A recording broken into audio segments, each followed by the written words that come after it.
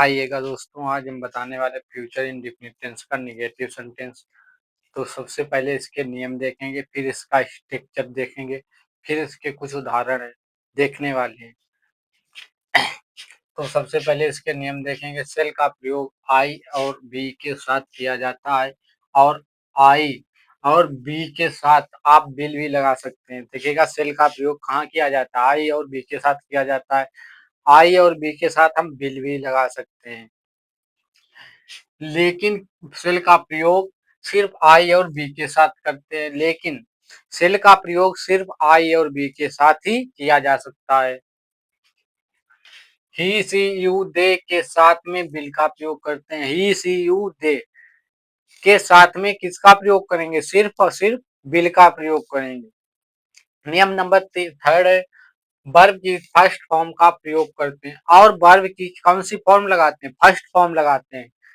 अब इसका क्या देखेंगे? स्ट्रक्चर देखेंगे, उसके बाद हमारे कुछ उदाहरण हैं यानी एग्जाम्पल हैं देखेंगे। तो स्ट्रक्चर है सब्जेक्ट, फिर हमारा सेल या बिल का प्रयोग करेंगे, नॉट, फिर वर्ब की फर्स्ट फॉर्म, फिर ऑब्जेक्ट।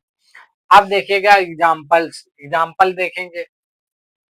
तो पहला एग्जाम्पल है, वह नहीं आएगा। तो क्या हो जाए? वहां की होती है ही, और ही के साथ क्या लगेगा? Bill. He will not come. मैं तुम्हें कॉल नहीं करूंगा। तो क्या हो जाएगा? आई। आई के साथ हमने बताया सेल और बिल का दोनों का प्रयोग होता, तो हमने क्या किया? बिल और सेल दोनों का प्रयोग आपको समझाने के लिए कर दिया। लेकिन आप लोग सिर्फ एक का ही प्रयोग करेंगे, चाहे अगर करना चाहे तो। और सेल नॉट कॉल यू, आप लोग सिर्फ सेल या बिल में से एक का प्रयोग करेंगे, ठीक है। वे मैच नहीं जीतेंगे। They will not win the match, wine the match.